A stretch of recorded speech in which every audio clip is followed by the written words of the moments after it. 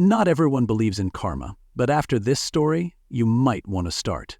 If you're watching this video while dodging an HOA meeting that feels like a hostage crisis, just swap duct tape and demands for stale cookies and bitter coffee, then welcome, you're in the right place. Grab your coffee, or bourbon, if this week's been that kind of week, because this tale's got it all. An HOA queen named Phyllis Kane, with a thirst for power deeper than the lake I bought my house to enjoy, and a multi-million-dollar revenge arc, all sparked by a $78,000 0 cents boat she brazenly claimed belonged to the community. Drop a comment below and tell me where you're tuning in from: Florida, Texas, HOA-heavy, Colorado, or anywhere the Karens sprout like weeds after a storm of violation notices. And if you're into jaw-dropping justice stories that smell like karma and shimmer with humor, hit that subscribe button now, because tomorrow's tale might just outdo this one. And trust me, there are twists ahead even your HOA bylaws couldn't dream up. I'm Lucas Granger. I didn't come to Crescent Lake Reserve to stir up trouble. I'm just a 42-year-old software engineer burned out from Silicon Valley's high-strung life, clutching a boat named Second Wind and a hope for peace. No paperwork, no noise, no drama. But I was wrong. I didn't buy peace, I bought paperwork. And bundled with that deal was Phyllis Kane, HOA president, widow, real estate agent, owner of 2 yappy Pomeranians, and, if Karen were a career, she'd be the lifelong CEO. Phyllis didn't need to scream in a supermarket to earn the Karen title. She wielded her clipboard and HOA rules like legal weapons. At our first meeting, when she welcomed me to the neighborhood, she pointed at my mailbox and said in a voice sweet as cough syrup but cold as a deep freezer, "The mailbox needs to be eggshell. This is too white." Then she promised an email-gentle reminder and clicked off in her pricey heels, her blonde bob bouncing with each step like it was declaring, "I run this lake, folks." But this story doesn't start with a bang or a warning bell. It starts with a mailbox painted the wrong shade, then a bird feeder deemed non-compliant, then grass 0.3 inch too tall. But the moment I knew I was in deep wasn't the fines. It was when I woke up one morning, looked out at my dock, and my $78,000 0 cents boat was gone. No trace, no sound, just loose ropes swaying, and a feeling like someone had ripped apart a piece of the dream I'd spent years patching together after my divorce. The morning I found Second Wind missing, I thought I was losing my mind. One minute she was there, tied to the dock, gleaming in the sun like a trophy for surviving my divorce. The next she'd vanished like a magician's assistant with a bad contract. No cut ropes, no splash, no trail. Just the mocking chirp of birds and the soft lap of lake water against the pilings. For a split second, I entertained alien abduction. But no, this wasn't outer space weird. This was HOA weird. The kind that smells like lavender-scented tyranny and comes with laminated bylaws. I called the cops, naturally. I paced the dock, rehearsing my speech, some mix of outraged victim and rational adult. But when Officer Brianna Martinez showed up, it took her 4 minutes and 1 manila folder to tell me this was a civil matter. Why? Because Phyllis Kane had beaten me to the punch, handing over papers claiming the boat was lawfully impounded under HOA Regulation 12.3b. I've read startup contracts with fewer loopholes than that sentence. She'd faked an emergency board meeting, cooked up a new rule banning boats over 20 feet, and slipped it into a stack of HOA resolutions like a joker into a Bible. And guess what? That joker had my boat attached. Martinez was sympathetic, but gave me that practiced shrug only a public servant who's seen it all can pull off. "You'll need to take it up with the HOA," she said, as if she didn't know that was like asking me to wrestle a porcupine in a ball gown. I nodded politely, teeth gritted, while Phyllis stood nearby, pretending to take a call but clearly eavesdropping. She was dressed like she'd just closed $1 million deal. Crisp linen suit, pearl earrings, zero conscience. When Martinez left, Phyllis turned to me with a smile that doubled as armor. "Your boat's being used for the HOA retreat next weekend," she said, like she was announcing a bake sale. "Feel free to send snacks." I didn't answer. I was too busy swallowing my rage, which by then tasted like copper and regret. Back in my house, I paced like a man with no brakes. Confrontation wouldn't work. She had allies. She had signatures. She had, apparently, my boat. That's when I saw the envelope, stuffed into my mail slot by mistake. IRS logo in the corner, addressed to, who else? Phyllis Kane. Now, I'm not the snooping type, but I'm also not the type to sit quietly while a sociopath in slacks hijacks my life. And in my defense, the mail came to my house, so I opened it. Carefully. Inside, an audit notice demanding records for nearly $200,000, 0 cents in unreported income. That's when the storm in my chest paused, and something else took its place. Something colder. Something patient. I made a copy, resealed the original, and dropped it in her mailbox like a good citizen. But now I had something better than a boat. I had leverage. And if you've ever played chess against someone who thinks you don't know the rules, you know how sweet that moment feels. Of course, I couldn't go it alone. I needed allies, people who saw the HOA for the chokehold it was and wanted out. Enter Tom Holt, retired sheriff, my neighbor, and a guy who didn't scare easy. When I showed him the letter, he cracked a beer, leaned back, and said, "Well, Lucas, looks like the Queen just stepped into check." We didn't need rage now. We needed strategy. And trust me, what we found next made my $78,000 0 cents boat look like the tip of a very rotten iceberg. But that's for later.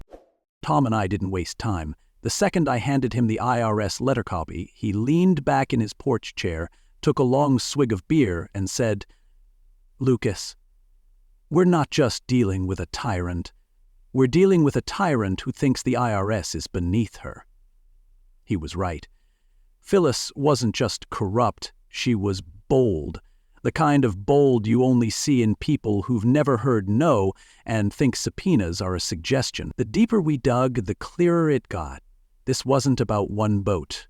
This was about a kingdom she'd built, fortified with forged meeting minutes and HOA bylaws she rewrote like diary entries.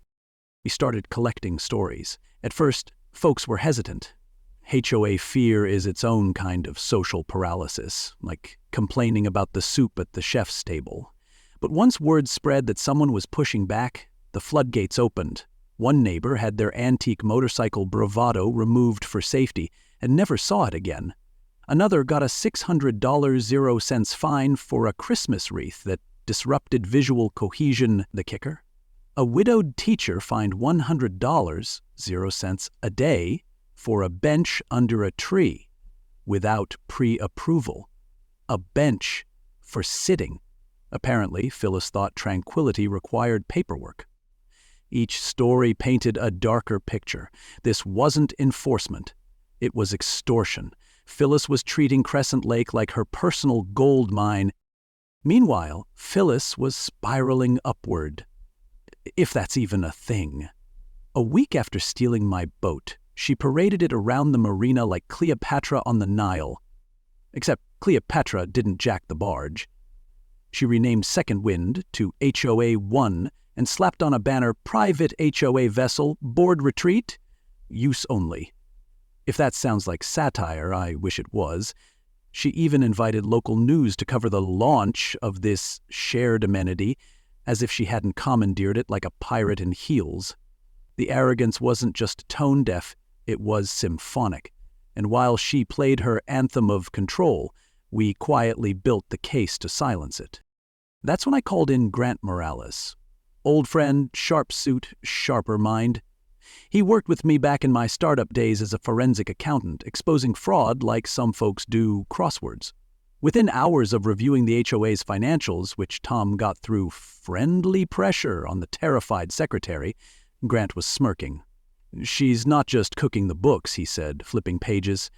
"She's running a 5-star kitchen."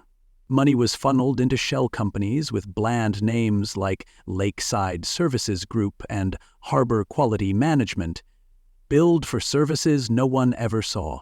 tree trimming in a treeless part of the lake, dock repairs on docks untouched for 5 years.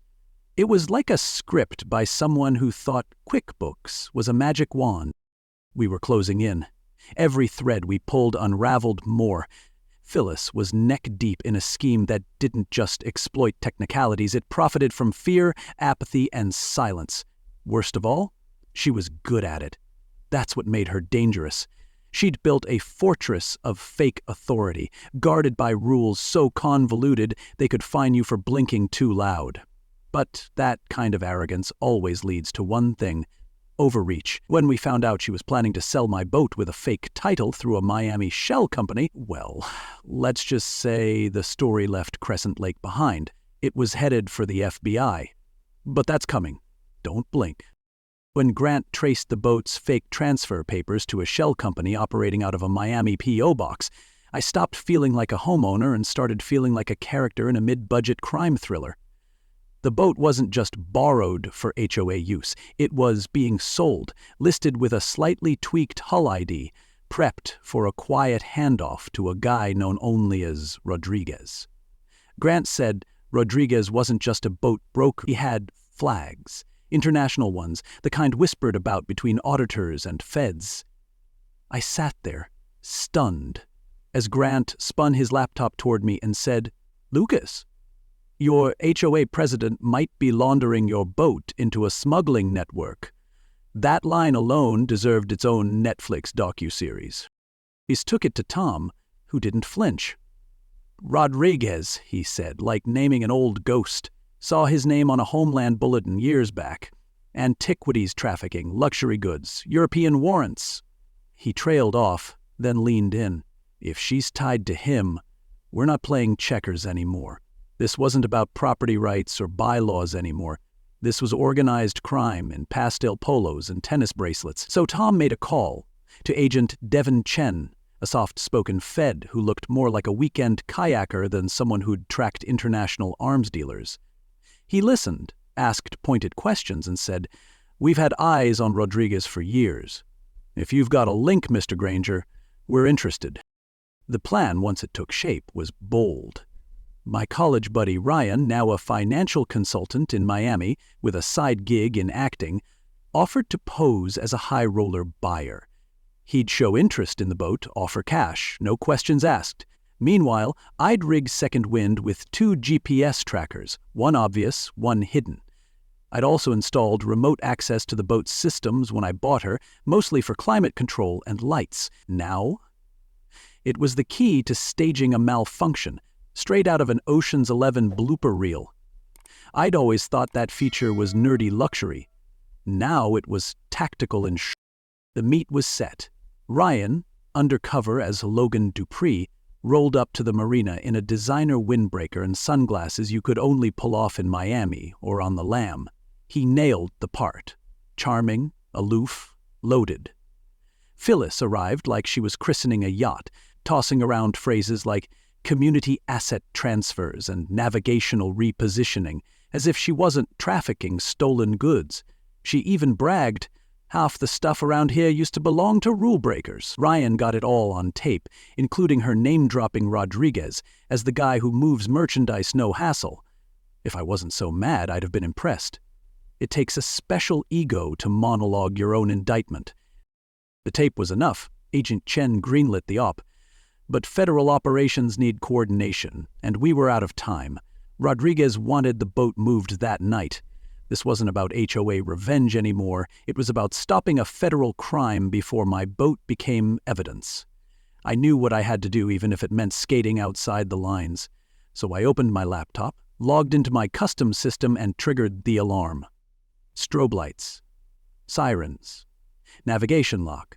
A full-on digital tantrum that screamed, "This boat's not going anywhere without a scene."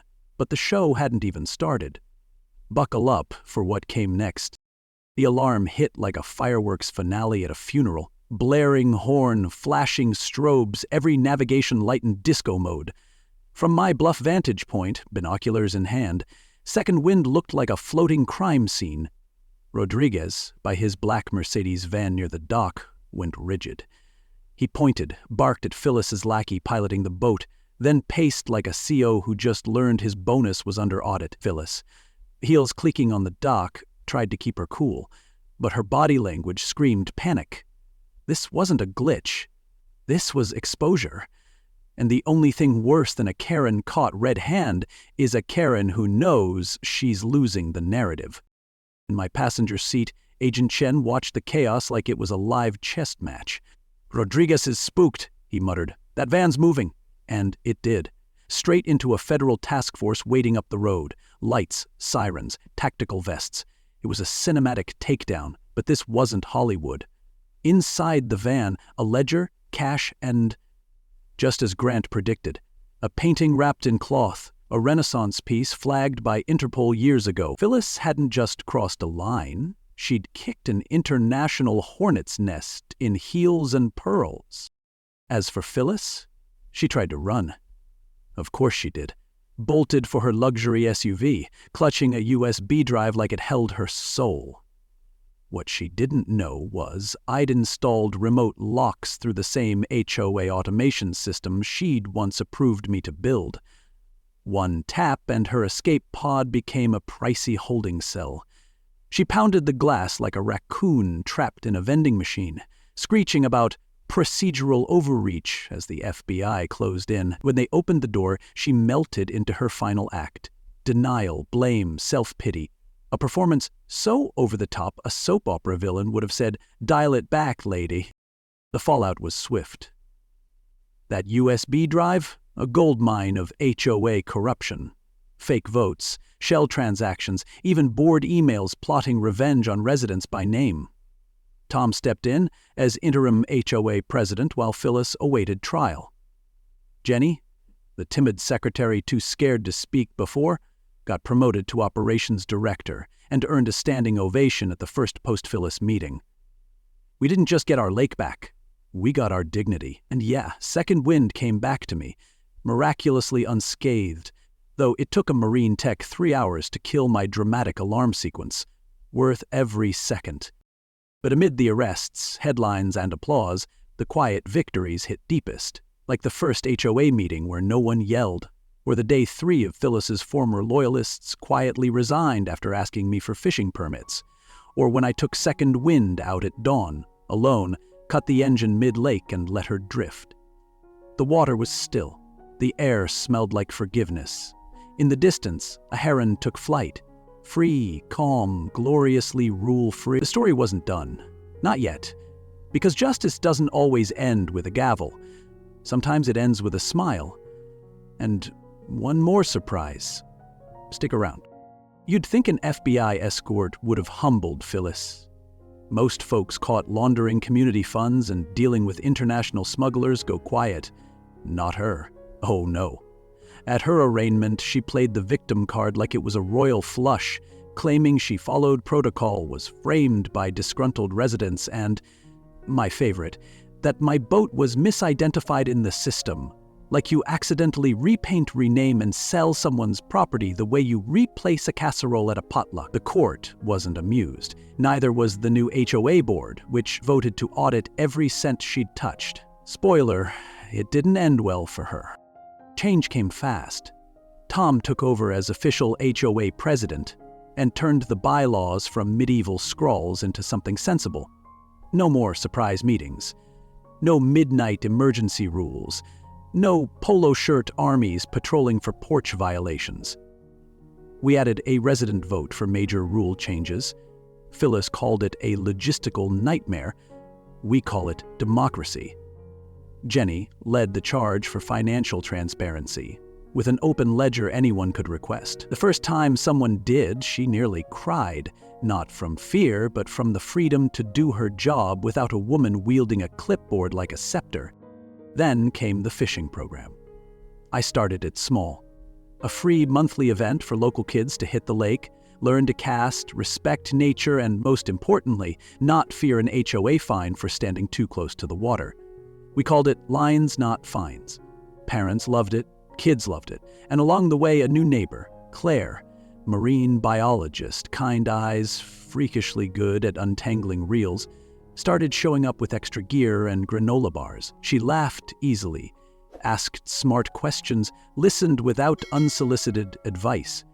After everything I'd been through, it felt refreshing, like a breeze I didn't know I'd been waiting for. And Phyllis? She plea-bargained, ratting out her not-so-silent partner, lawyer Stephen Brooks, who'd been drafting fake transfer forms for a cut of the profits. His law license? Revoked. His reputation? Burnt toast. Phyllis got 12 years in federal prison. Word is she's in the library now, probably memorizing rule books, trying to rewrite the penal code. Before her assets were seized, she mailed me a letter from prison, half apology, half manifesto, with a key to a Keys beach house she'd hidden from forfeiture. I didn't keep it. I gave it to her daughter, Naomi, who teared up when I handed her the envelope and said, "This is your mom's second wind. Do something good with it." I'd love to say the neighborhood became paradise overnight.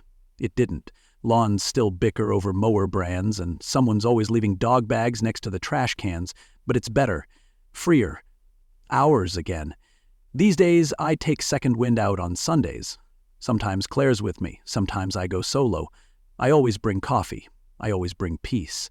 And when the breeze hits just right, I'm reminded how close I came to losing it all, to one clipboard, one woman, and one stolen boat. Funny how something so simple can spark a storm. But storms, faced right, have a way of washing things clean.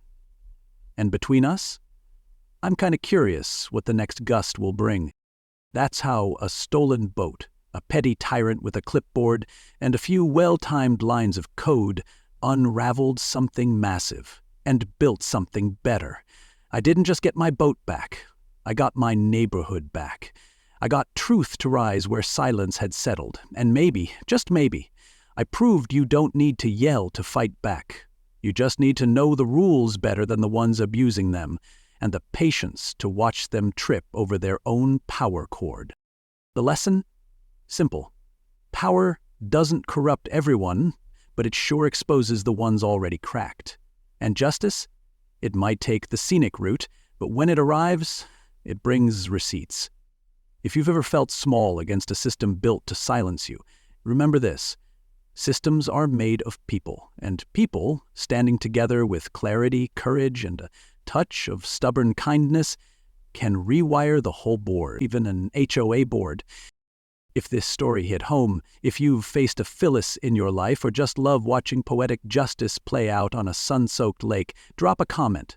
Tell me where you're watching from. Like this video if you cracked a smile even once, and hit subscribe because, trust me, we're just getting started. More stories are coming, more Karens, more wins, more reasons to believe quiet folks can make loud change. Next time you pass your mailbox, give it a little nod. You never know where a story's gonna start.